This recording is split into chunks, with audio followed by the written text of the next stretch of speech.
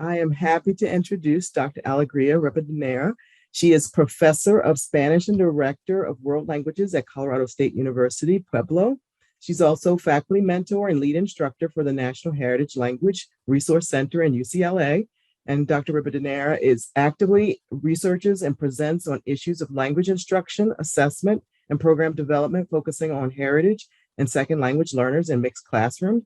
And her presentations highlight the benefits of project-based, content-based, and community-based instruction paired with open educational practices. She is the recipient of the 2020 Open Education Global Educator Award and several teaching awards, including the Student Choice Award for Outstanding Service and Transformative Leadership at CSU Pueblo, the Olga E. Kagan Award for Advancing Heritage Language Education, the Colorado Excellence in Teaching Award from the Colorado Congress of Foreign Language Teaching, and the Southwest Post-Secondary Excellence in Teaching Award from the Southwest Conference on Language Teaching. And I met Alegría through the Regional Leaders of Open Education Network Leadership Training in fall of 2021, where she works with faculty on developing OER strategic plans for their campuses. So please welcome Alegría to CU Denver virtually. Well, thank you so much. I am so excited to be here with all of you today. And I'm also very happy to know that this is being recorded. So people who watch it later, I understand you needed a break. School just ended, but you can probably pause and rewind and do all those good things. So there's advantages to watching the recording. I'm going to go ahead and share my screen. And that way you will be able to look at some of follow along my presentation, and I will have you all here with me at the same time, because I like to look at everybody while I'm presenting. That is always so much fun. Oh, there you guys are. Okay, so this is fantastic. Welcome, welcome, welcome. I'm titling this presentation "Engaging Students and Keeping Our Promise Through Open Educational Practices." And I think it will become evident why I did this as we get through the presentation.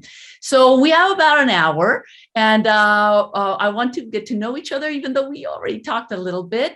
I want to tell you a little bit about my own journey on OER. And for that, of course, I'll have to talk about my institution and how open pedagogy and OER has become a big part of not only of my life, but of my institution. And then we're going to do some nuts and bolts for those of you who may be just dipping your toes into this, or, you know, may want to expand some knowledge. Every time I go to something about OER, I learn something new. There's just so much. And so this is definitely never ending. This presentation itself is an open educational resource. It is licensed CC BY and CSA. That only means that you can't make money out of it, but you can do just about anything else with it. And this is my virtual classroom. This is how I teach these days.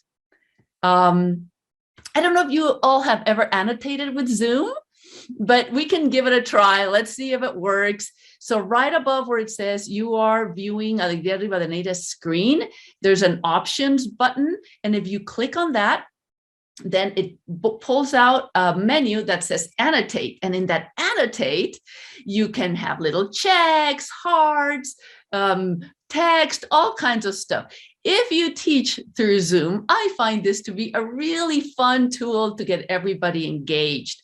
But we'll probably be mostly using the chat. But let's just try this, see if it works. It's always fun. And if nothing else, people go, hey, I didn't know you could do this on Zoom. And then they start using it in their class. Oh, I have an artist already who is drawing a beautiful square. Fantastic. I love it.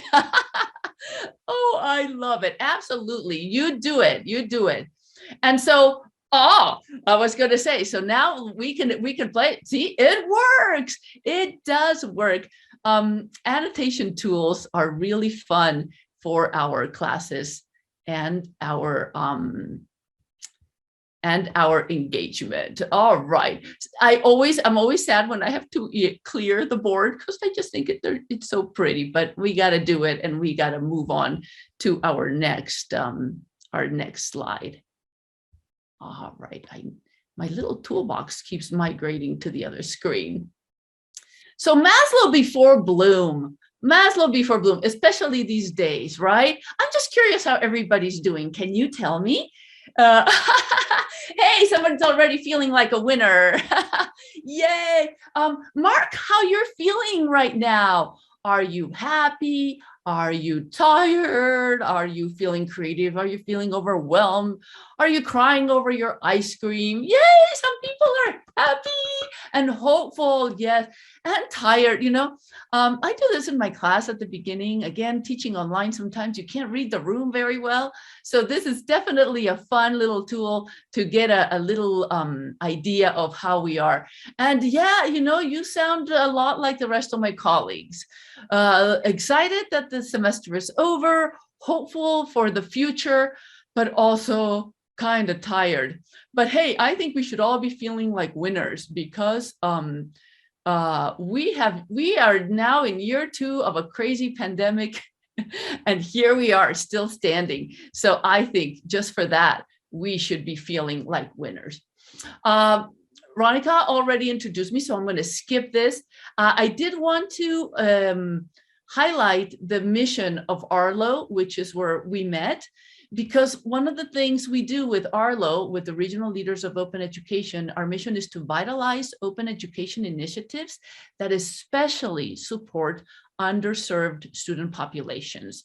And this is why this organization is very dear and near to my heart. As you will see throughout my presentation, my passion is working with groups who are underserved. So now I'm curious what your field is. Where are we on our fields? Oh, we have historians. Oh, library science, of course. Lots of library scientists are into OER.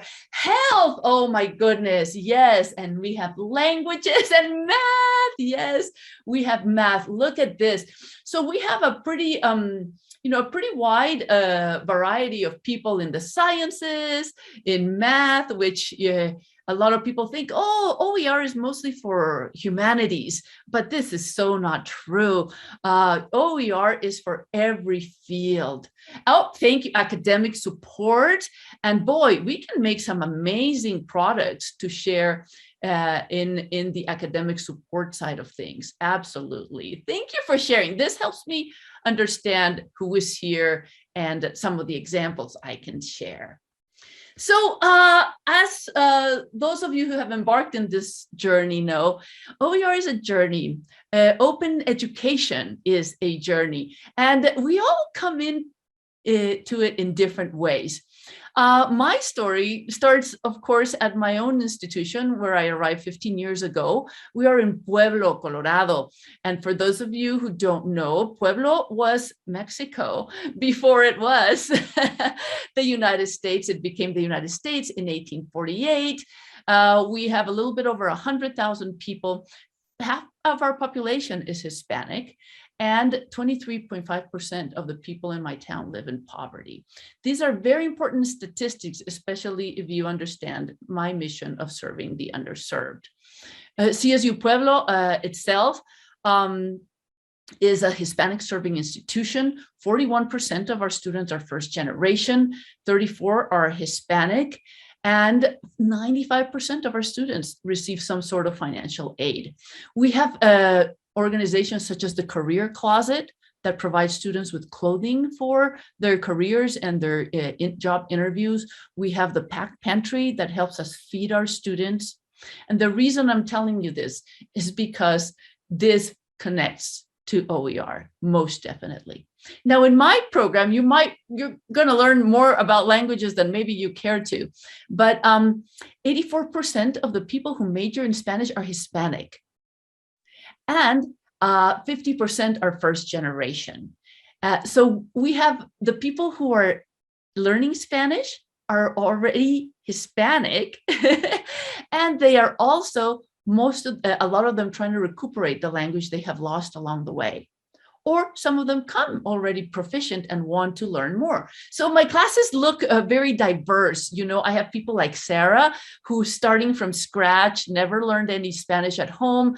And so she is what we call a second language learner. I have people like Daisy, who arrived here when she was 13. And then all the schooling tried to eradicate her Spanish, but she held on to it for as much as she could. And now she's trying to get it back, together with the fact that she has become English dominant. And then I have Eddie, whose family was here when this was Mexico, so his connection with Spanish is that of the heart, but his linguistic skills are more like Sarah's skills. So they all show up in my classes.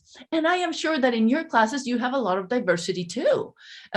Maybe there's my friend here in math, for example, maybe there's somebody who was doing math with their parents with little flashcards since they were babies, right? And then somebody who was scared of math their whole lives, and they're both in the same class, right? So we always have diversity. In my case, it's more noticeable because you hear it when they speak.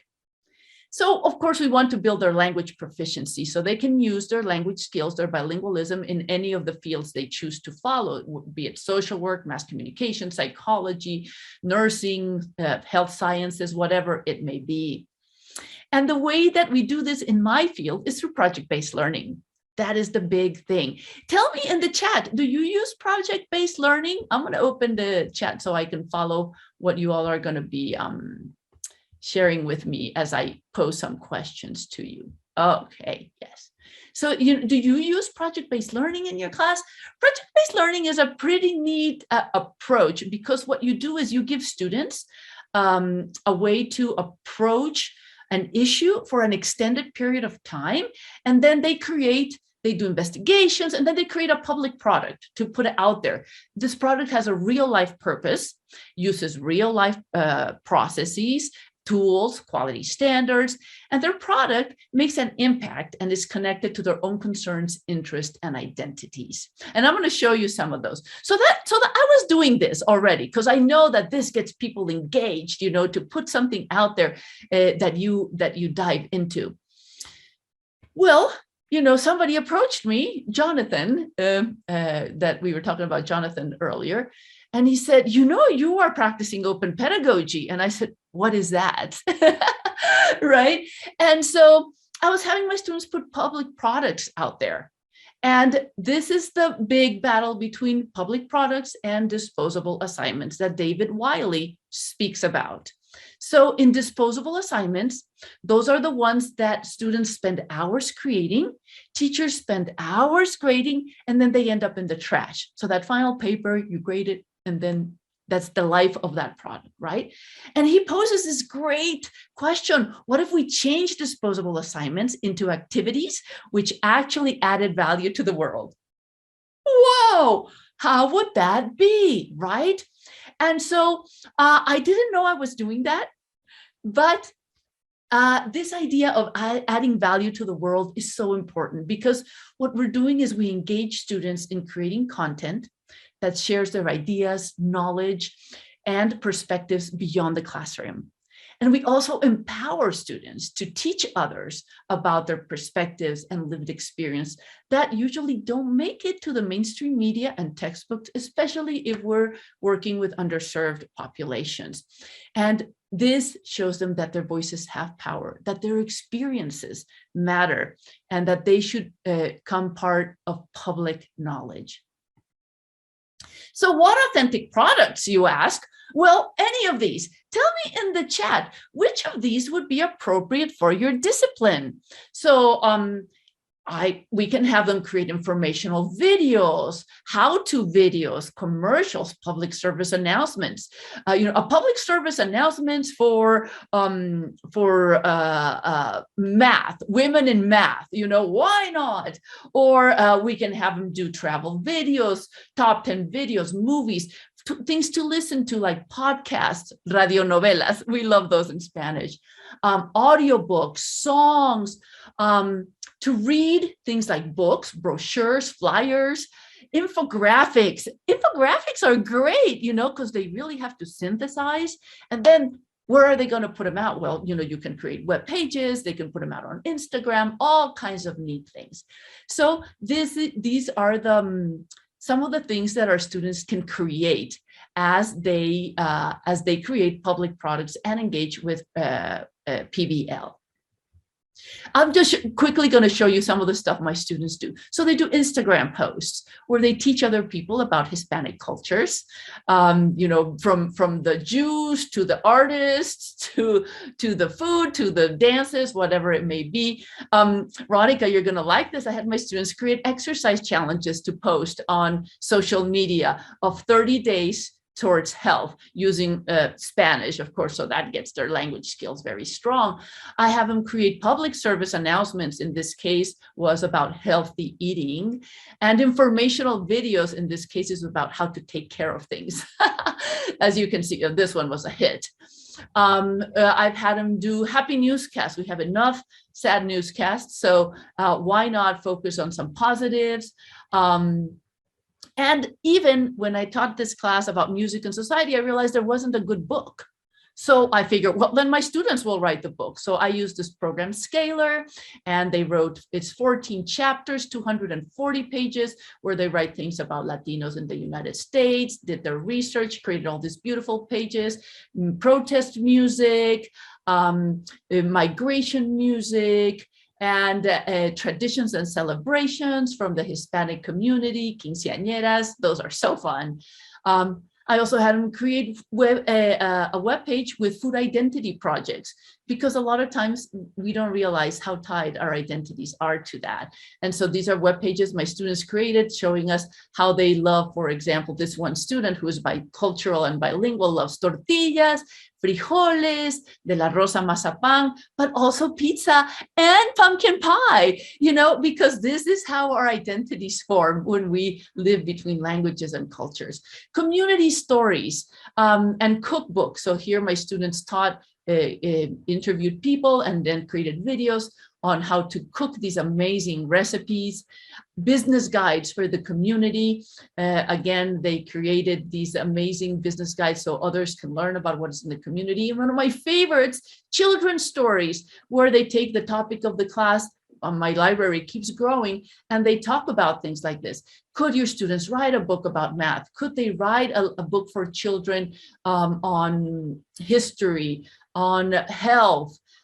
This one happens to be about identity, about being bilingual, why people speak differently, why diversity is awesome. And this one's about migration.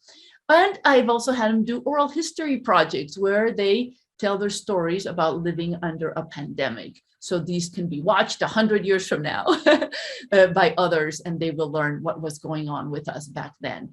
And even books of home remedies, which I love that they are doing, because the Hispanic community has a very strong tradition of home remedies.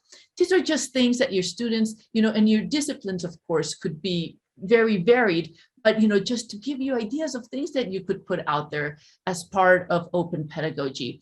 So yes, a lot of people look at this and they think, oh my God, that's a lot of work.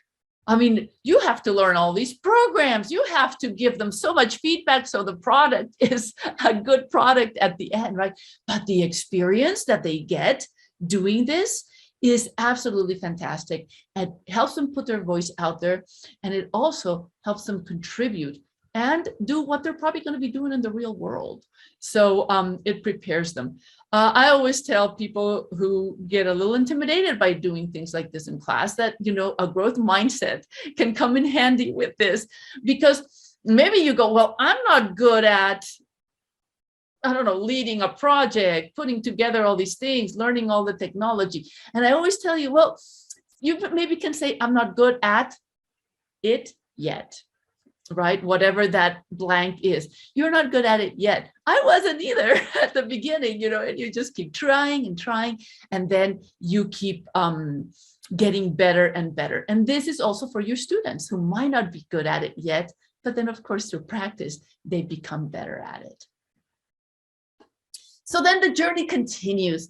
And so I was doing a lot of open educational practices and open pedagogy. I had no idea until I learned what it was called. And then now we are embarking on something completely crazy, perhaps, but very exciting. And that is our Z degree. So Spanish is going to be perhaps the first Spanish program in the country that has a Z degree. And for this, we are creating 12 textbooks. at the moment. And you can actually go to this website and explore our website that has all the books that we are currently producing. So we are busy people right now, and you would think, well, why are we doing this? You know, this is just crazy. But here's the thing. OER addresses our students' financial needs. But that's not only part of the story. OER can also address our students' lived experiences and focus on their pedagogical and affective needs so they can succeed in their learning. And so, you know, it's not only the money. There is a whole other aspect that a lot of times we don't consider. So in my program, our mission is that no student taking a Spanish course at our Hispanic serving institution will ever have to pay for a textbook again. Number one. Number two, that our students will see their lives and cultures reflected on our textbooks. Number three, that our pedagogical approach will match their learner needs. And number four, that the content of our courses will be relevant to their interests. And so you can imagine, this is a pretty big mission. And we are ready to fail a little bit at times and then course correct, right? But let's look at the financial side of it, of course. This comes from the Hope for College study. I'm not going to read all this. You will have access to this slide later, but this is the one that I want you to look at. That nearly 3 in 5 students during this pandemic has experienced basic needs insecurity. That is food and shelter. Okay, so now more than ever, we need to be considering the cost of these learning resources that we give to our students. Of course, you probably have seen the textbook cost has risen way above the rate of inflation. If you're still using textbooks, or if you were using textbooks, can you tell me in the chat box how much your textbooks costed? I would love to see. I will tell you, our Spanish textbook costs about $250 for the beginner Spanish. So, and they have the platforms and, you know, all the stuff, and it's not even for them to keep. So imagine, you know, at a time where all this is going on now more than ever, how can we ask our students to spend this money? This is definitely money that they can be using to feed themselves. You know, this is not extras money, right? This was a sign that was put on campus, not mine, other campus. Need books? No worries, donate plasma. So are we asking our students to sell their bloods to pay for these expensive textbooks? You know, we really need to be analyzing what we're doing. And of course, this study of 21,000 students show us the impact that textbook costs have in our students. 64% don't purchase the required textbook. And then how are they going to succeed in the class? 42% take fewer courses so they can pay for things. 40% register in a different course. 35% earn a poor grade because they could not afford to pay for the textbook. And 22% drop a course. In this time of retention and recruitment, we are really needing to look at these numbers and understand the consequences. But as I said, it's not only the money, it is the students' lived experiences. So we want to have students have their pedagogical and affective needs addressed as well. And a lot of the commercial textbooks don't do that because they write for a huge market, right? So they don't know our specific students, what our students need, where are they coming from, etc. Just as an example, in world languages, most textbooks teach Spanish as a foreign language, a language from faraway exotic lands, right? This is the language of the grandmothers. In my students' case, there's the language of their home. So where do they see themselves in these textbooks, right?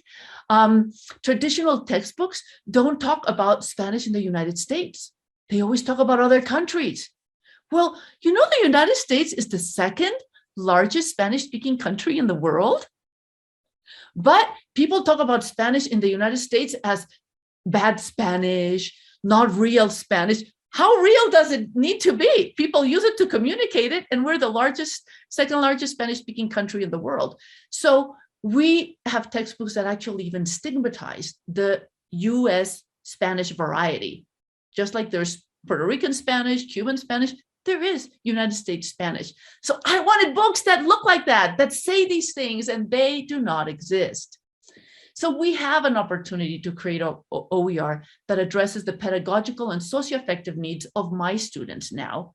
And a bonus thing, we can teach others in taking Spanish about Spanish in the United States, which is the most likely Spanish they're going to encounter, right? Maybe they'll go on a vacation or something to Latin America once or twice in their lives, but the Spanish they're going to need is the Spanish that is spoken here. So why are we not doing that? So tell me now in the chat, if you think about the textbooks in your classes, what is missing from your textbooks? What is it that you see that could be there and it's not of the things that you are using? So tell me that on the chat. I'll be monitoring, and I'm just really curious to see that. While you do that, I'll tell you some of the things that we can do when we either create our own OER or adopt something and then kind of Frankenstein our way into making it our own. We can choose the places we explore, right? In my case, for example, instead of, or in addition to showing La Puerta del Sol in Madrid, which is very nice, I want to show my Pueblo River Walk. It belongs in a book as well. Or maybe choosing the people they meet, right? A lot of textbooks talk about Shakira. Well, she's from Colombia. How about we talk about Selena, who is from the United States, much more closer to what my students can identify with. And so these are the people they can meet. And why is it that our textbooks just have pictures of, this one very specific group of fit, young, white, I mean, you know what I'm referring to, just like always sort of the same pictures, right? Middle class, right? Well, there's all these amazing pictures out there that we can find. This one comes from the plus-sized website. This one comes from the Disabled and Here project. This one comes from the Gender Spectrum collection. So and not using these pictures when you are talking about the specific groups, just when you're talking about anything. You're talking about a trip to somewhere. Why, put one of these pictures in there. So not only to address these populations, but using these pictures throughout. So some of my friends actually will adopt a textbook and then they just go and change all the pictures to include more diversity, even in the visual aspect of the book. And then, of course, choosing our pedagogical approaches. In languages, there's the micro approach and the macro approach, and they work differently for different populations. And this is something that I do in my classes. So this is our OER site. We are creating it. And the people behind it, we call ourselves Los Valientes. I lead this project. Personally, I have written now 3 OER, and I am in the process of writing 2 more, a grammar and context one and a conversation composition one. And my previous ones are a linguistics, very linguistics light, because a lot of the linguistics books out there are so thick. They're just so hard and theoretical that students just shut off, they don't want to. So I'm like, I'm going to do a really fun linguistics light thing to get them to dip their toes. And maybe after that, they'll want more, right? I have a health and well-being and a food and society. So I keep, it just keeps going and going. But I also want to involve my students in it. And these are my beautiful, precious students who turn themselves to Bitmojis to participate in online learning. And so their own stories are also on our websites. Their stories of food and society, their music textbook, their stories of pandemic, of children's stories. So these can be used as resources by somebody else. Imagine how my students feel when they know that their work is in a public place where other people can access and use for their own learning. Oh, it's time for a breath. All right, so I'm gonna put our little fish so we can take a breath. And then I do this in class because I forget to drink. Well, you'll have the link to this little guy. If anybody has any questions up to this point, we can address them, put them in the chat, let me know. This would be a good time. And if not, we'll just go to the other part and we can do them at the end.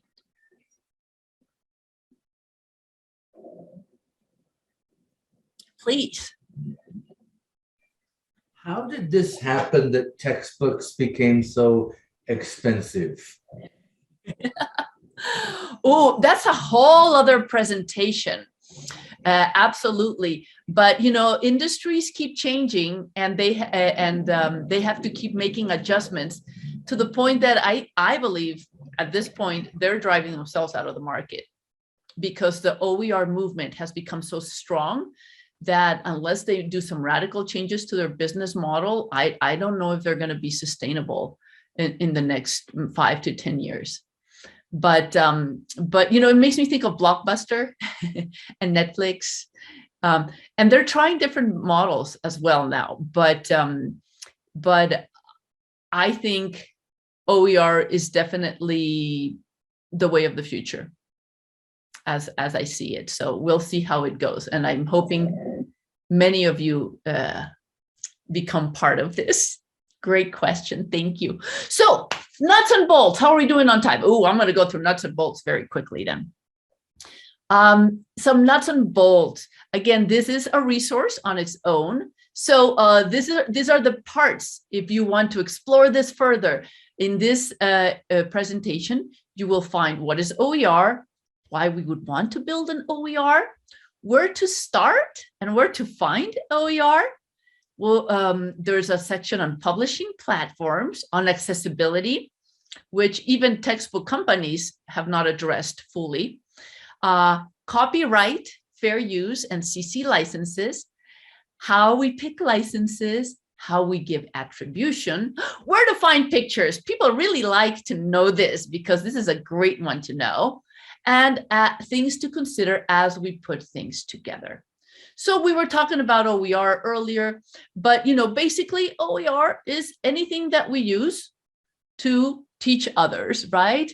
As a learning resource. But the difference is OER live in the public domain, or they have been released with an open license that allows other people to use, adapt, and redistribute with few or no restrictions, and they are free of cost. So probably many of you have seen the 5 R's, right? So people can retain. Ronica creates an OER. I can download it without having to ask for permission or pay her. I can reuse it. I can revise it. I can remix it, and I can redistribute to my students. She writes something about health in English, and then I take it and I translate it to Spanish and then use it in my Spanish class because it has a CC license, and I can do that. I can't do that, though some people do, but you can get in pretty big trouble with copyrighted material. We can't do that. So unless it has a CC license or it's in the public domain, we can't touch things other people have done. Certainly not photocopy them and distribute them or anything like that. So then people go like, well, do I have to write a book? Right? But this is a misconception sometimes because OER learning resources are all kinds of resources. They can be anything you would use for education and you want to license as open. For example, a bank of test questions, worksheets, process sheets, booklets, single lessons on a topic, recordings, videos, music, a handout, a drawing, anything. I'll give you an example. I drew this and now it's in the public domain. I uploaded it to several places that are searchable. Why? Because the narrative arc is always the blonde prince that kills the dragon at the climax part of the arc and then goes back to his castle, right? And I'm like, that doesn't need to be the story. I'm going to write a different one where this beautiful brown girl solves this conflict with intelligence and love. And so there it is. And now it's in the public domain and anybody can take this. And if they want to take this part and put them in English, in Japanese, in whatever they want, they can do it. It belongs to the world to take. So there's an OER right there. This is another OER I put out there, and this is just a unit. It's only 2 pages. It's about plagiarism. And so if you all wanted to take this and translate it into English and give it to your students to engage with this content so they don't plagiarize, then there you are. It's already out there. So it doesn't need to be a book. Tell me now in the chat, have you ever created a learning resources for your students? A learning resource for your student? Whatever it could be that you did and you gave it to them or presented it in the class. What was it? So put that in the chat. And then have you ever shared something you created with another instructor? Whether it was CC licensed or not, like, I don't know, I created these slides and I'm like, hey, you need a slide to teach the subjunctive? I have this great one, have it. Have you ever done anything like that? Because if you have, you were already delving into OER, especially when you told your friend, you can use it, don't worry, yeah, and share it with others, right? And so, activities even for the library instruction, right? You just like create all these things and you just put them out there. And Troy, our lecture notes, right? We share those around and people can have them. A lot of times we've already been doing this, but because it's not CC licensed, we are retaining photocopy. And beyond whomever we give them to, nobody else could use them. Though they may find their way around. Oh man, they find their way around. But this is not legal, right? If we decide to put a CC license on it, we're telling people it's okay. Take it, use it, change it.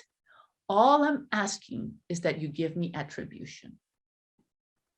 So why would we want to do this? Well, we talked about the money.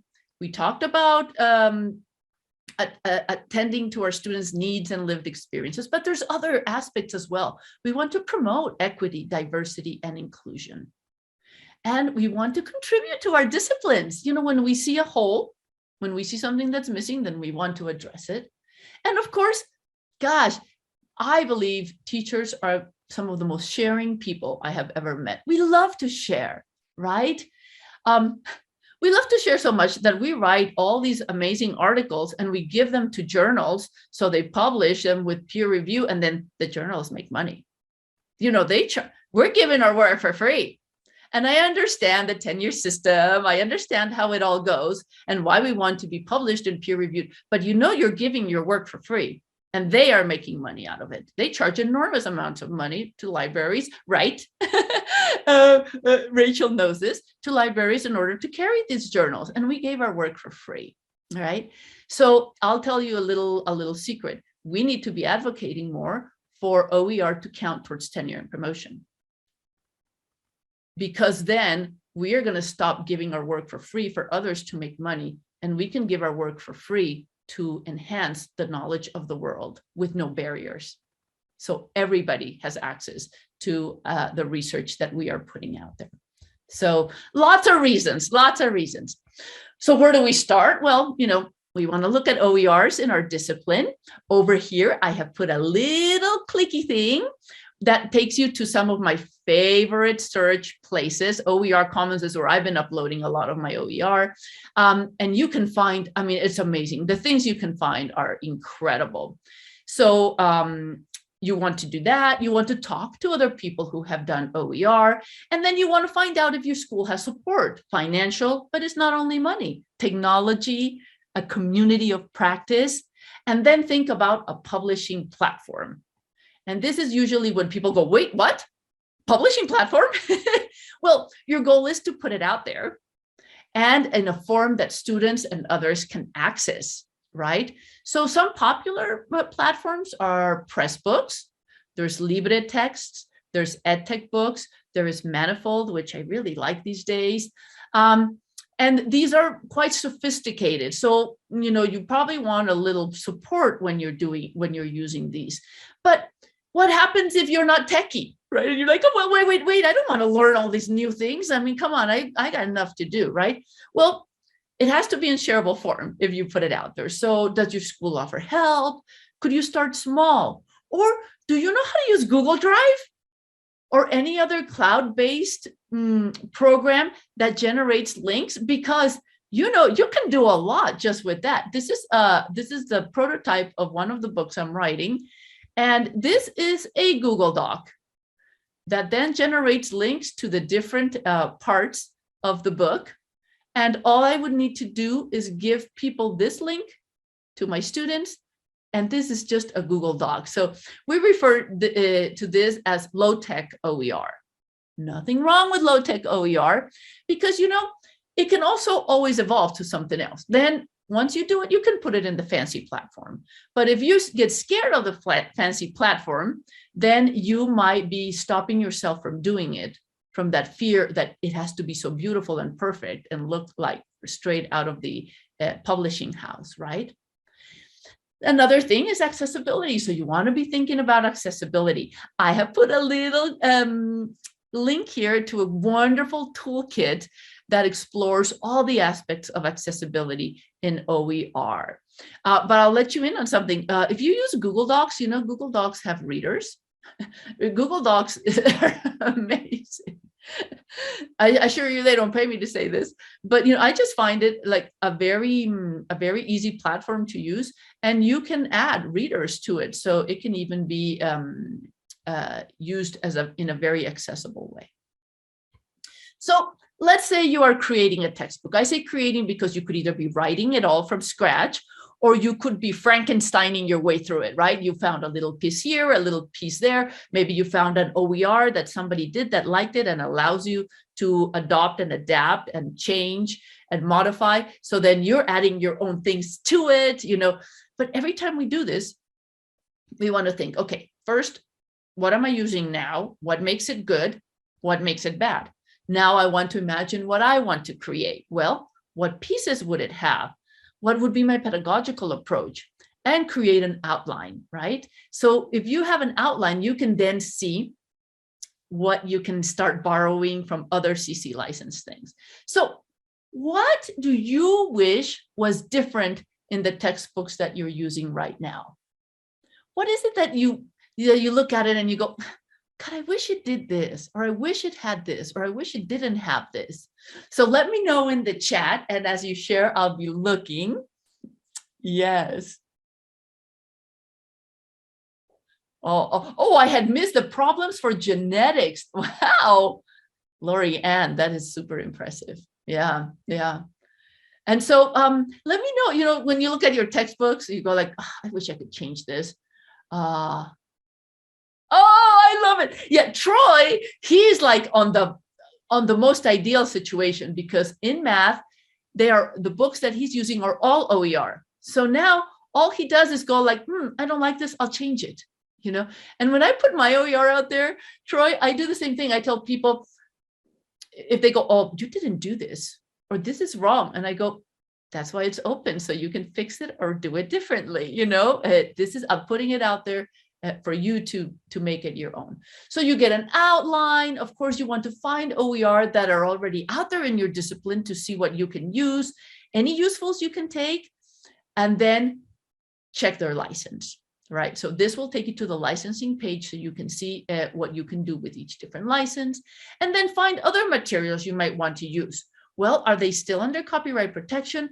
Do they fall under fair use? If you don't know much about fair use, you can click here and you will be able to explore what we mean by fair use. Basically, there are instances where you can use copywritten material if you are transforming it for an educational purpose and using the least amount possible. There's all these rules, right? And gray areas. But that guide will give you some good starting points for sure. So let's say you got all the pieces. Well, you refine your outline. You create a well-organized folder to hold all the assets. Troy knows this because he's done it. And if you don't stay organized, you're thinking, where was that chapter? What was the name of it? What comes next, right? Your original writings, the pieces that you're borrowing from other OER, pieces that you're sure you can use, the images that you're going to use, and you keep really, really good track, right? And then, of course, if you're using anything with a CC license, you need to give attribution. We call this the tassel. The tassel is the title, the author, the source, and the license. So for example, for this picture, I can't say this nice German name here. So I'm not going to slaughter it, but something Afterglow by Lucas is licensed this way. And this is how you let other people know. I have added some really neat resources here. There are some best practices, and these are adaptation guides. When you're adapting something for your own, this gives you the language you can use, so you don't have to come up with it on your own. So you will have that as well on my little guide. And then using original materials you are creating, well, if you're doing that, if you're creating your own thing, like my little drawing with the little girl in the narrative arc, right?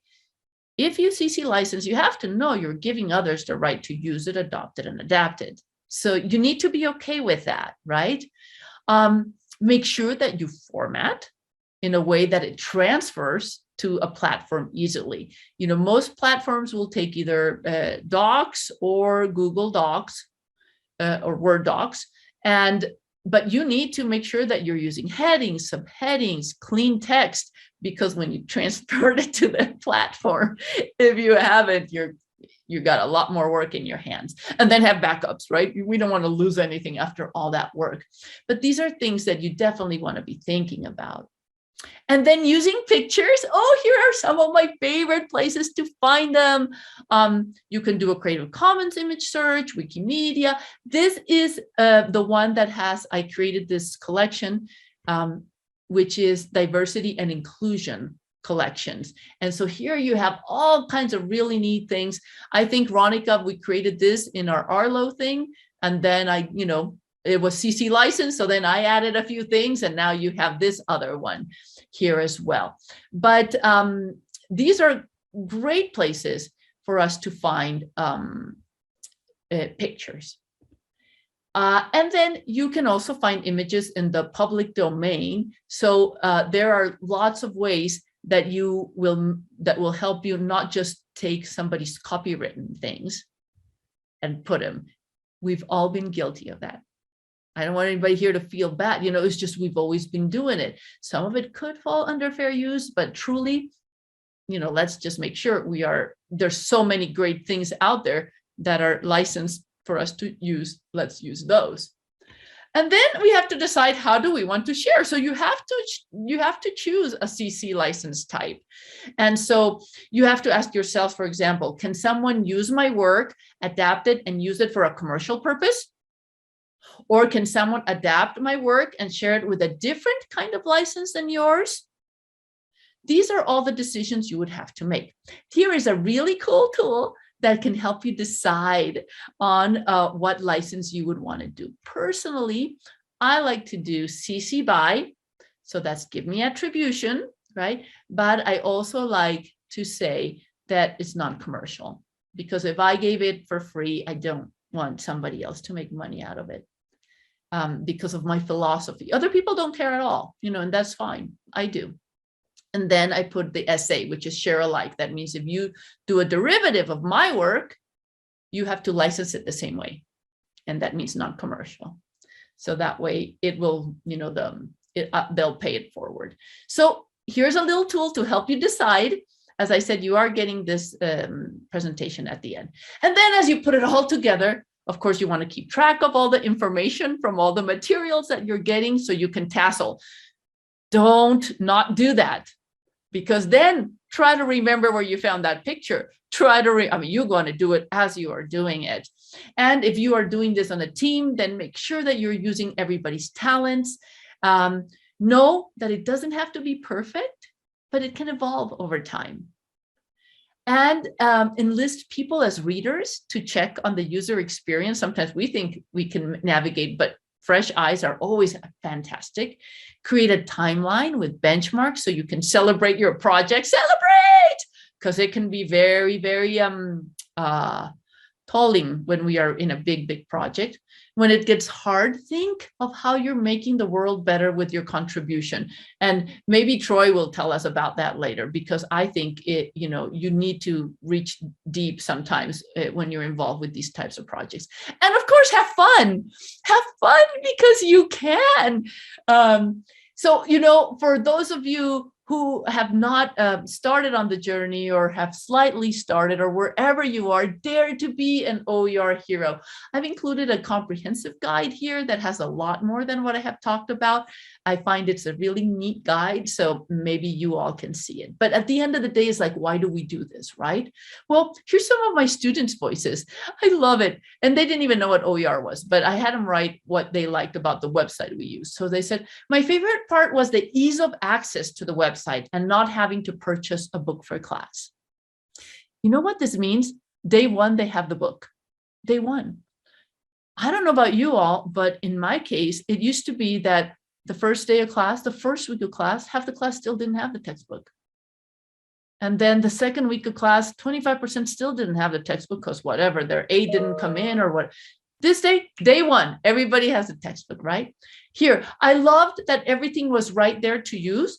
It was easy to use. And look at this. I swear I didn't tell them this. And related to our lives as college students. I also like the aspect of using current events. You can do that, right? Because it's your book. So you can add something new instead of like waiting for the next edition until, they realize that the 21st century has arrived.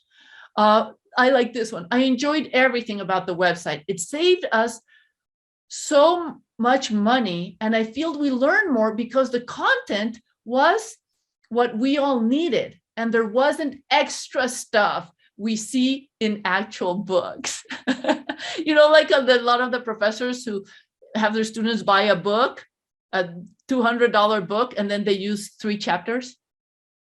Ouch, right?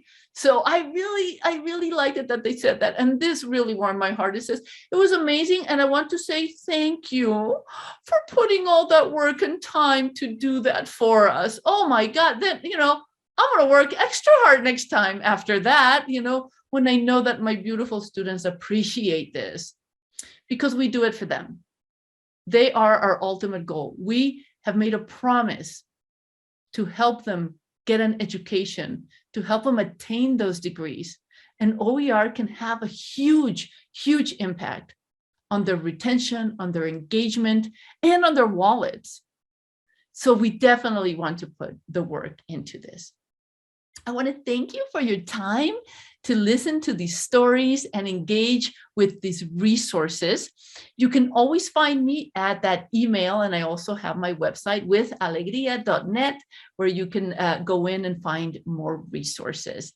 But it always happens. We went a little long. I went a little long, but I appreciate all the things that you put on the chat. And I'm going to stop sharing, and maybe we can go into any questions, comments, any ideas you want to share. And we have about 2 minutes. Sorry about that. I just wanted to say thank you for giving all the examples of how it applies in real life. That's helping me see how I could potentially apply it. Oh, good. It does help, right? To see what other people are doing. I really encourage you to go into any of the OE comment, just any of the search engines that I gave you, and just click around and see what people are doing. It's incredible. People are so talented, the things they're doing. Yes, Troy, tell us. Well, first, thank you for a wonderful presentation. I look forward to going through the slides when we get them. You had mentioned about finding images in the public domain. What defines the public domain? Right. So there's this, when somebody draws something or creates something, it's automatically copywritten. So whether you even write copyright on it or not, or you go to a lawyer or not, it is automatic. This is the way our laws work, right? But everything has a shelf life. Don't quote me on this. I think it's 70 years. Yes, thank you. So Yes, 70 sorry. years, after 70 years, it becomes part of the public domain. You know what's coming up to the public domain right now? Mickey Mouse. I don't know what they're going to do, right? This is why they keep producing all these new things. And then anybody will be able to use Mickey Mouse, all right? You remember like Sherlock Holmes, like all of a sudden we saw a bunch of Sherlock Holmes things, like TV shows and like all these adaptations and changes. That's because Sherlock Holmes now is public domain. The 70 years have gone by. So now anybody can do anything they want. The next one coming up is Poirot from the Agatha Christie. So now we're probably going to see a ton of Poirot things. So yeah, after 70 years, things become part of the public domain. 70 years is like yesterday in mathematics. So that's like, right. Yeah. And I'm sure that, you know, there's legalities to it. I don't know what Disney is doing right now, because I can't imagine how they must be worried, right? That a lot of their characters are going into the public domain now. But this is part of our laws. And this also shows that our laws need to evolve with the new technologies and the new ways of doing things. So it remains to be seen. And that's why I put that fair use guide there, because so many of this is such gray areas that even if you speak to a lawyer, they go, well, in this instance, maybe, but we would have to try this in court. You know, so there's no black and white on a lot of these things. So when somebody comes up and says, oh, you didn't do this, you know, you needed to attribute, or now you owe all this money, or we're going to sue you because you used this, that wasn't really public domain, or this is really not fair use. There's really no way to know until you actually try the case and people bring in the arguments. So that is why I think in every way we can, we should stick to things that are CC licensed. And that way it is a little safer. But there are certainly gray areas where we can go to. I love that question.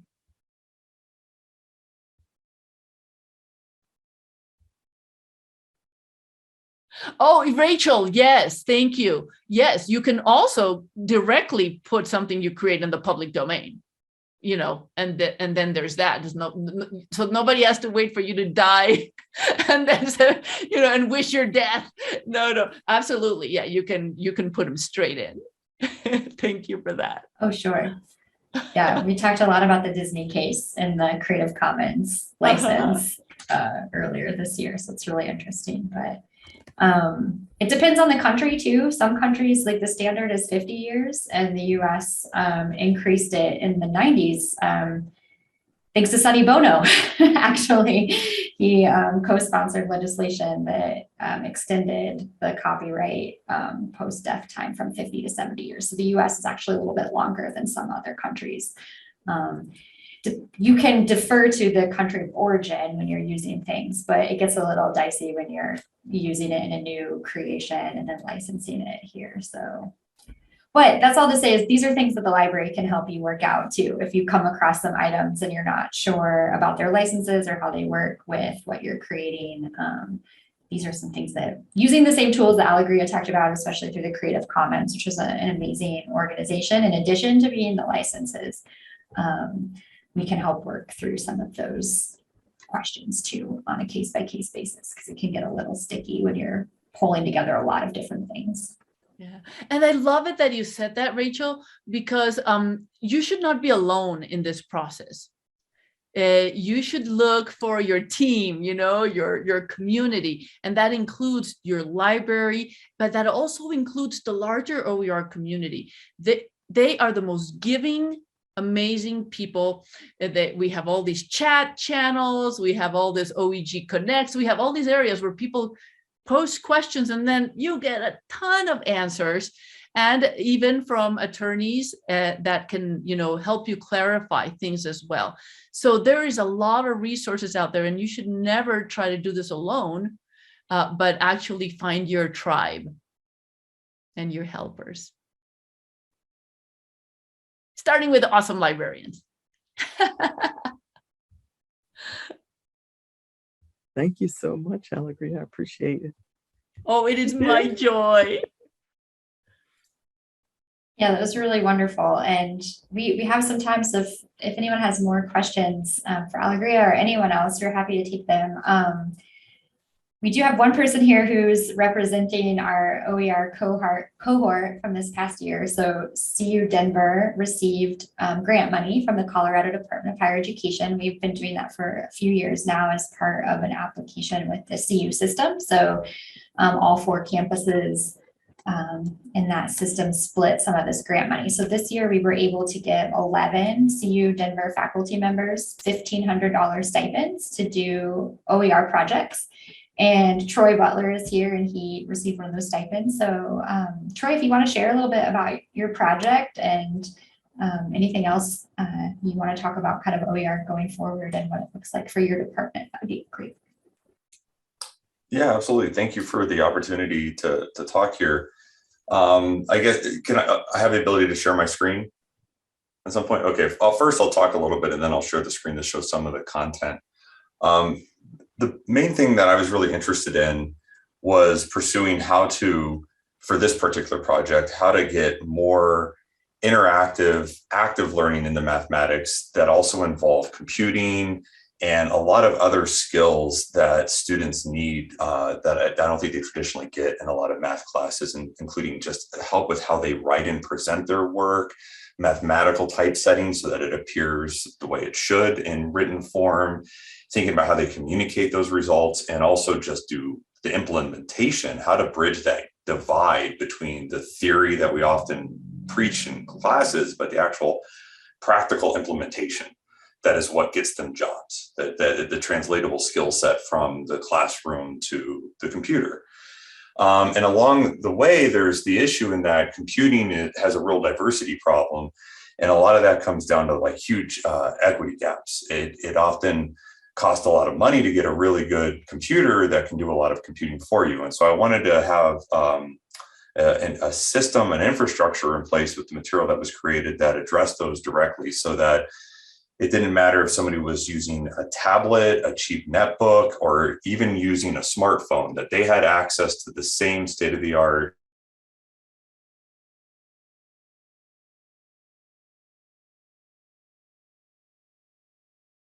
whatever they wanted, so they could edit and make it their own.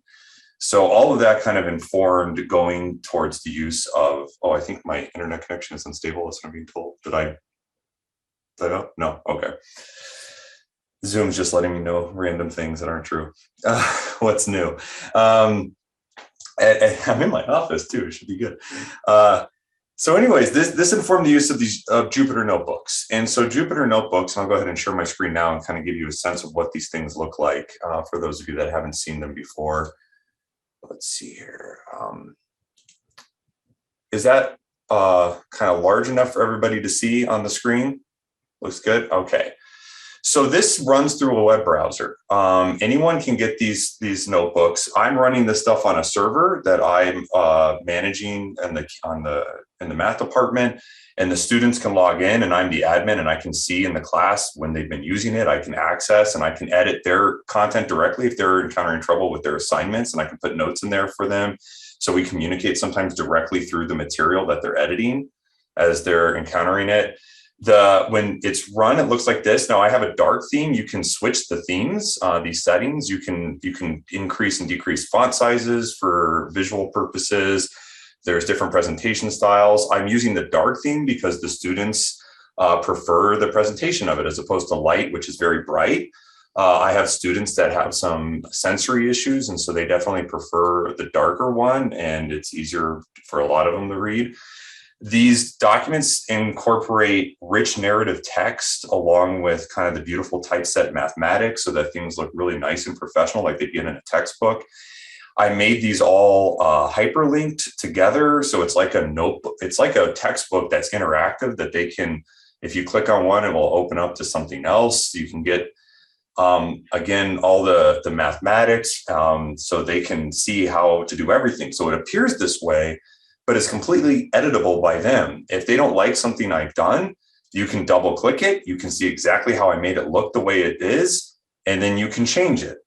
So for instance, someone might, and I tell students, if you don't like my explanation and you have a better one, you could just write in there, Troy's explanation is terrible. Here's my explanation.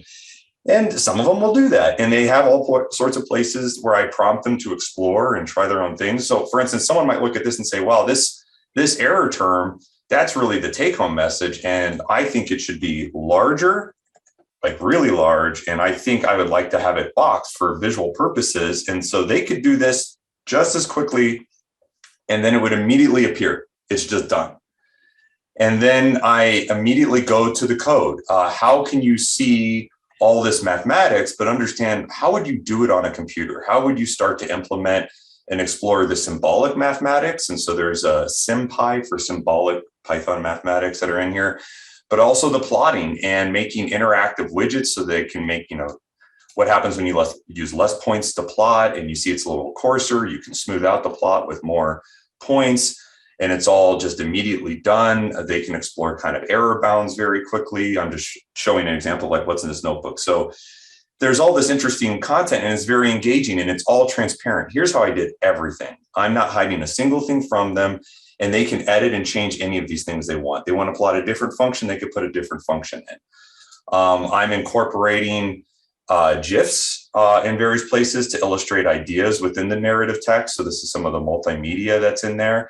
Again, they can see I have links to different like Wikipedia articles and other stuff for background.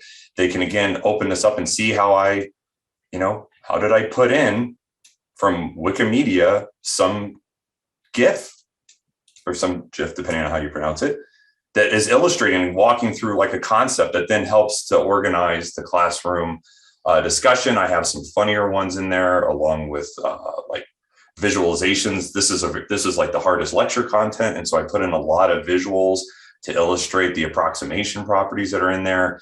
And then I encourage them to just change the function, make this whatever you want, and then see the results. So there's lots of examples.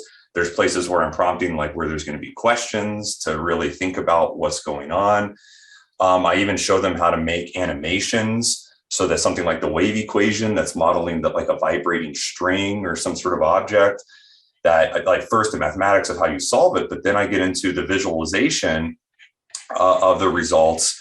And I explain kind of the limitations of static visualizations where these are kind of hard to make sense of about like the different snapshots in time of a string vibrating. And then I actually show them how they can do the interactivity to make like a movie where you deform something, run it, and you can watch it.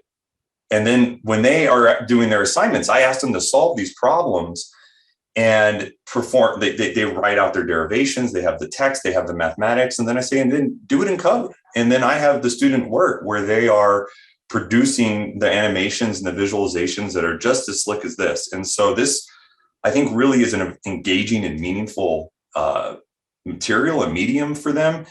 And the students really enjoy doing it. They spend a lot of time on it. And I haven't gotten one complaint about the amount of time they spend on it, because I always say students are strategic learners, right? They're not lazy. They're not dumb. They know if the juice is worth the squeeze. And when you give them something, say, this is what you can do. And I'm not just teaching you the material for this course. If I just taught you how to do this in the context of partial differential equations, then I failed. This material is meant to translate. You're going to have code writing skills, written communication skills, mathematical presentation skills that you're going to be able to translate elsewhere and give you an edge when you leave this university, or give you an edge in other courses so that you can understand the material at a deeper level and engage in it and think as like a computational experimentalist. The material isn't meant to be static. You can take any example in a textbook and you can turn it into something like a notebook and start interacting and exploring for yourself. What would happen if we use this function instead, or we change the number to this? They now have that skill set to do that and to implement it. And they really seem to enjoy it. It's challenging at first. When they're first doing it, they're kind of overwhelmed. But the fact that they can just see how I did anything, like how did I make the text look like this? They can see exactly how I did it. And then they start to do it themselves. How did I highlight the text? They look at everything.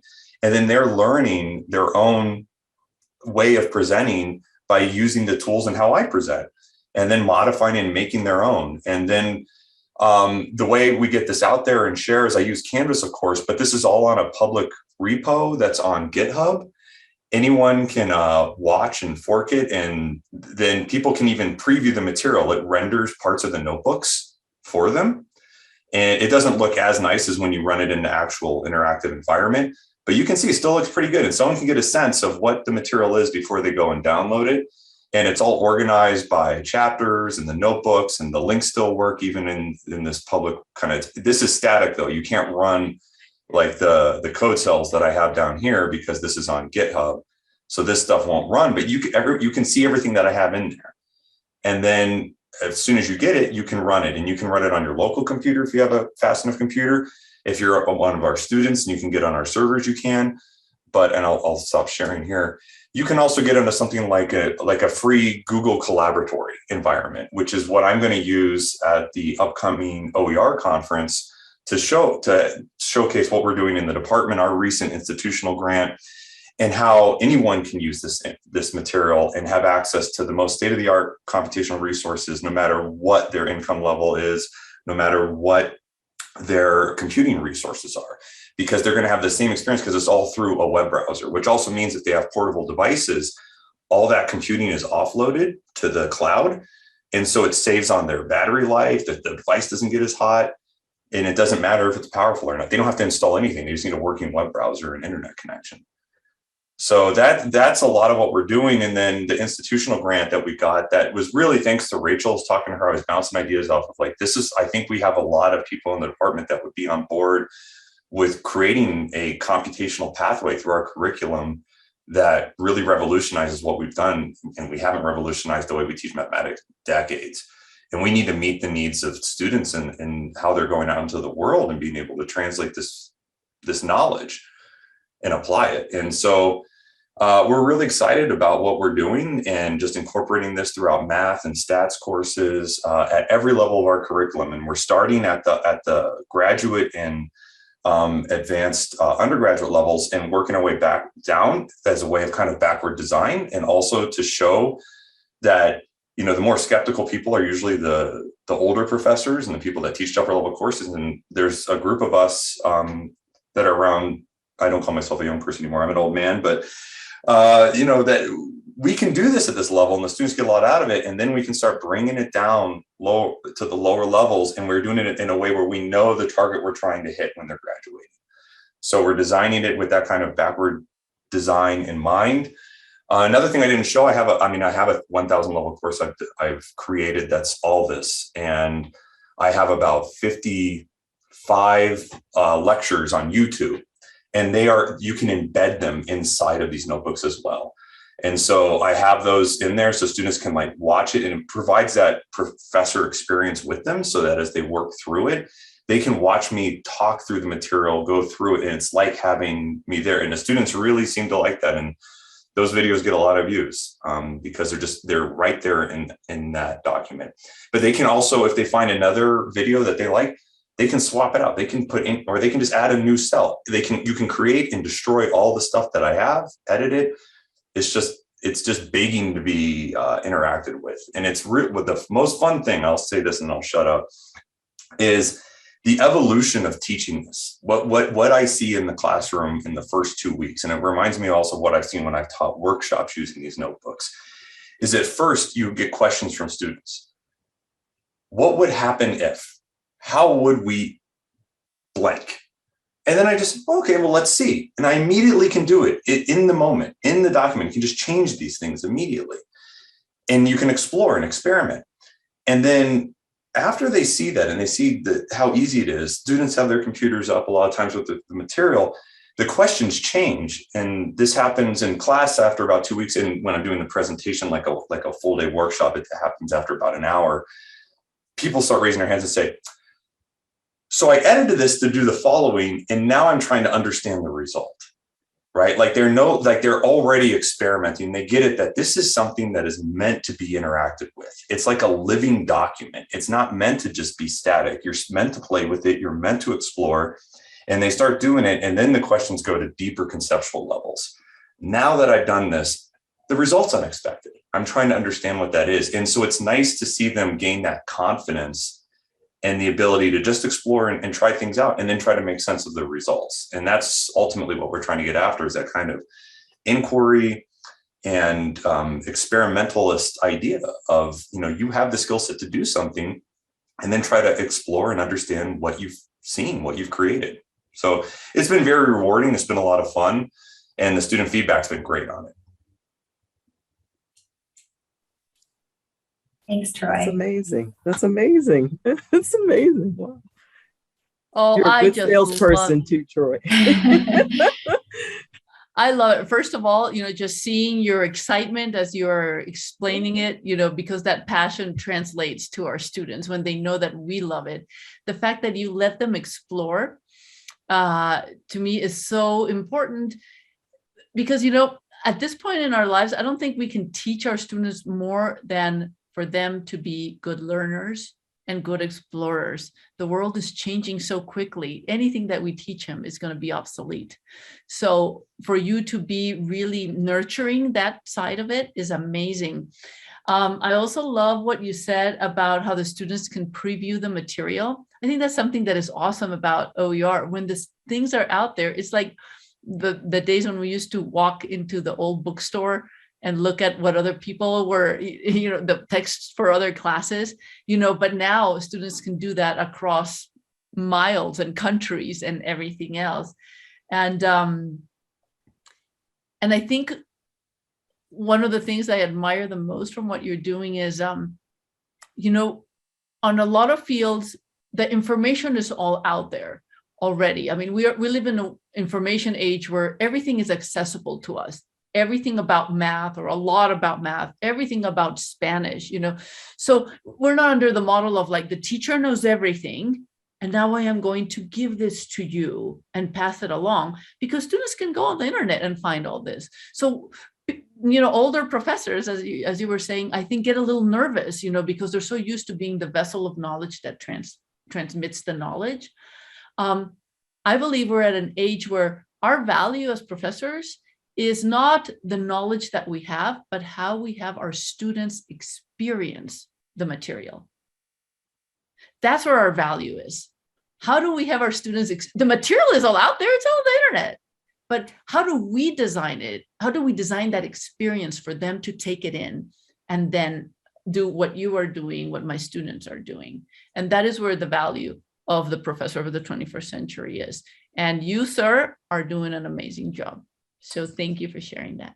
Thank you. Yeah, and I totally agree with what you're saying. The value, I brought this up a lot in the department around my colleagues, is what is the value added proposition of coming to college or university anymore?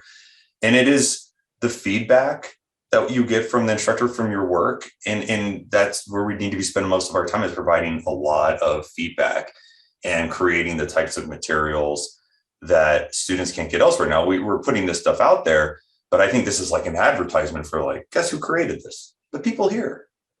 Like I created this stuff, but there's other examples, there's other courses that have been using these types of materials. And we're trying to develop a more coherent strategy about how to roll these out, make it consistent throughout the curriculum. And then the students really get something beneficial, right? They get their money's worth. There's a reason they go into debt to get education. And we need to honor that by producing the things that are useful for them, that they find valuable and that they can take with them, right? Not these textbooks that they buy, like the ebooks that are $50 cheaper, but you have access to it for 3 semesters. Like this, that's a crime.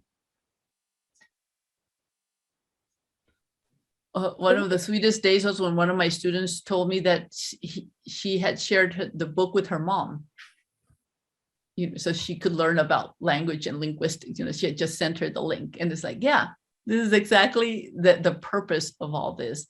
I absolutely agree. The value added is the fact that now there's actually so much information out there that we as experts can curate it for them and create some sort of experience that is just not a bunch of input. I mean, it is overwhelming, all you can find. I mean, how many, I'm looking at Martin because he also is in language teaching, how many ways of explaining the subjunctive are there? Type the subjunctive, you're going to get a million hits. So where are our students to start? Well, that's our job as the experts to curate that for them as well. So yeah, there is definitely a value added, but we need to inform others of what that is. And so, that's part of why we put out OER out there, so they can see where it is that we can contribute. I love it. And I computed the number because you had said that, things like this can help with diversity and gender discrepancies in math. 46% of the students in the class were female, and not one of them dropped throughout the whole semester. So I had a couple guys drop there. I mean, there were a lot of things going on in their lives, but mostly the students that were there by census stayed to the end. And it was a good mix, and all sorts of different backgrounds, not everyone from computing backgrounds. So the learning curve took a little bit, but I think it's like one of those things, there's this tipping point, they stick with it, and then they start realizing, I can edit everything. Like, it's not a mystery what anything looks like here. It's completely transparent why everything is the way it is. And that just draws them in and draws them deeper into it and makes them motivated, and I think that's part of like what we're doing as instructors. It's almost like a coach of a sports team. Is you need to motivate. They're the players, right? Like, they're going to win or lose the game by going out there, but you can motivate them and put them in a position to be successful and to do their best. And build their self-efficacy. So they know that when the next challenge, the next thing that needs to be created, or the next thing they need to learn is out there, which there's going to be, because life is moving a lot faster than it did even 10 years ago, that they know that they feel that they can learn it. Yeah. That growth mindset is just so important to have.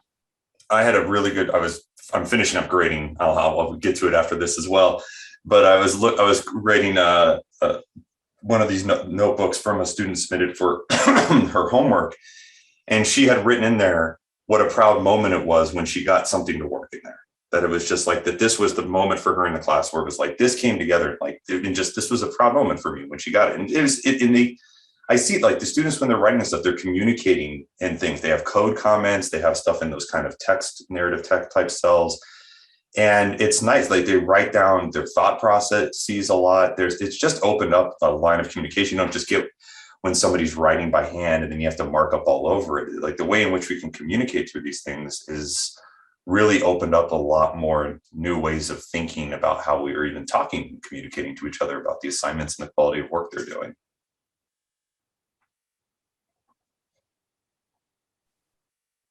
Can I ask a technical question about the Jupyter books in reference to the Python base that you use for the code?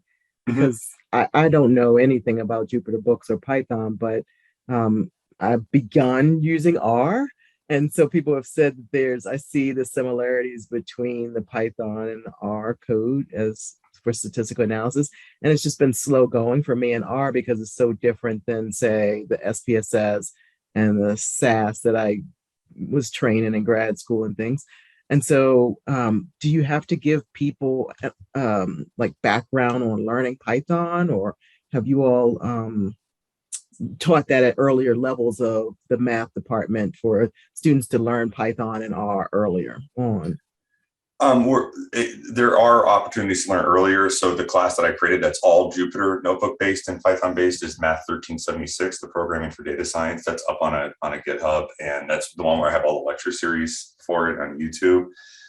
So that class is now run for the last 2 years. However, there are students that don't have it, right? There's a transition period we're undergoing where some students all of a sudden take a class like this, and that class wasn't around when they were freshmen. They're seniors now, right? So they missed where that was. So I provide, for that course, I provided some supplemental instruction on days off for students and pointed them towards the great thing was I just pointed to the GitHub repo for 3076. I said, just go through at least these particular notebooks and you'll get the basics. But also what I'm doing is they're seeing how I'm doing everything in that notebook. Since I'm not hiding any of it, they pick up on it pretty quick because it is just there for them. I did point out that the Jupyter, the JU is for Julia, the PYT is for Python, and the R is for R. And so we can actually, you can even run C++. You can run any programming language in there. It's just this interface. And even within a notebook, I can have code that's running Python, like another code that's running Julia, and another code that's running R, all within the same notebook. So it's really this amazing kind of interface. The guy that actually created these interactive Python notebooks was a student at CU Boulder. And now he was a PhD student there, and now he's a professor, I think, out at Berkeley. And he gave a talk here at our data science symposium in the before times. It was like the year before the zombie apocalypse. And so that was in the fall of 2019, I think. Yeah. And so I was starting to like use more of these in the classroom and gave a little presentation just before his. And so I had some GIFs that I had made that were showing working through the notebooks for that Math 1376 class. And he was very excited about the use of these things. But yeah, you can use anything. And I think we're using R for the stats classes for a lot of them on our grant. And then there they have R Markdown notebooks. The statistician that's using the R Markdown, he's kind of like, not like, he kind of thinks he wants to use Jupyter. He likes the interactivity of the Jupyter notebook format a little bit better. So he might switch. The nice thing is it's pretty straightforward to switch. You can kind of just copy and paste a lot of contents in, and then it's done. That's about it. Like, things are going to run. You just said, like, we just use an R kernel instead of Python to do the coding, and everything else is going to display nicely. Yeah, the reason why R is so attractive is because it's a free statistical analysis software. And so I was like, I love that idea, as opposed to constantly paying for annual licensing. So it's just tougher to learn, and I'm struggling with that. But yeah, so I can imagine students struggling too if you're used to other things. So, but yeah, Python's free too. And you can do more in Python than you can in R. R is designed to do statistics. And in Python, you can do anything. Like, I'm doing partial differential equations. You can do all sorts of modeling. You can do the machine learning and AI. You could do like data processing, where you're scraping like IMDb databases on movie reviews, and then doing like a sentiment analysis to figure out like what are good or bad reviews for movies. I mean, these are, and you could do that using Google's TensorFlow, their AI software, and that's a Python package. And it has its own stats library. So there's everything. I try to work on the statisticians just refuse to learn Python. They just want to keep using R because that's what they were trained in. But I say, that's fine. You can use it in these notebook environments. But we'll see. I think I might convert a few of them to the Jupyter Notebook. I think some of them will use R Markdown, but we're going to have both. I think it's good for our students to have exposure to different types of technologies. They're more similar than they're dissimilar. But yeah, I think, I'm not, as far as a programming language goes, I mean, anything you can do in R, you can do in Python, but the opposite is not true. So I try to use that as a selling point for some of the students and younger faculty. Old faculty like me, we're getting set in our ways. It's hard not to get set on your ways, but this is what I just saw this the other day, and now I've been repeating it to myself. Is if nothing ever changed, there would be no butterflies. And it's so hard really to change, to learn new things. But this is the world we have, and there's so much that it's so exciting at the same time. And if we can build that excitement in our students, that change is okay, that learning new things is fine, that not being good at something is okay for a while, and then you'll get better. I think that's where we are giving them the tools for the future. That's where it's at this point. Yeah. The nice thing is too, like, I find typos, right? I mean, I'm writing math. There's a lot of technical stuff. I make mistakes. And so even when I'm presenting stuff, I go, oh, that's wrong. And I just edit it. So it's normalizing mistakes. Like, I make this and then I fix it. That's what I do. And I ask them to fix work when they submit it, because it's easy enough to just edit these things. You don't have to rewrite everything by hand. It's just, just edit that one line, change it. And that's just a part of the process. And it's nice. And it's also nice to be able to like incorporate where things fail. I like to show examples where code goes wrong. Things, you get error messages and decipher them, because a lot of times error messages from computers and code in particular is like, it seems like indecipherable, but it's a skill like anything else to just decipher it. And it's just, it makes all of that process so much more seamless and easy. It lowers the barriers. And I think those barriers have kept too many people out for too long. And so I'm really excited about using this, because I see it opening up the computational mathematics and statistics to just a lot more people. Thank you. I really appreciate both you and Alegría talking. And I mean, it's just worked out well. I appreciate it. I know it hasn't been a whole lot of people, but I still appreciate it. It's been insightful, as others have said too. So thank you both. It was a Pretty cool. joy. It was a joy to be here and to meet all of you. Troy, I am beyond impressed. So I'm going to start asking the math people in my program if they've met you, because I think they should meet you. I have not been to CSU Pueblo since I was in high school for, I think, like a math competition. I went to high school in Colorado Springs, so I see. yeah, I remember. I think a knowledge bowl competition was there and a math bowl, some sort of thing. So yeah, I haven't really grown out of that phase though, so I think I could. Well, they can get to see him at the Colorado Department of Higher Education Summer OER Conference. So yeah, right. Yeah, So that'll be nice. We're going to give like a 50-minute workshop, and we're going to have people like you can be on your computer, smartphone, whatever, and we're going to show people how you can do all of this without installing anything on your machines and just access and start running it, and how you can even contribute. Because that's the cool thing too with the repos is people can what's called forking the repo, so they can kind of create their own copy and they can make edits and everything. If they do something they really think should belong on the main one, they can submit what's called a pull request and we can review it and bring those things in. So it really opens like things are just there to be edited and people to follow and pull the changes as edits are made. And it's like, you don't have to wait for the next edition of a book to come out with corrections. Incremental changes that improve things can be made and integrated continuously within the material. So it's really nice. Awesome.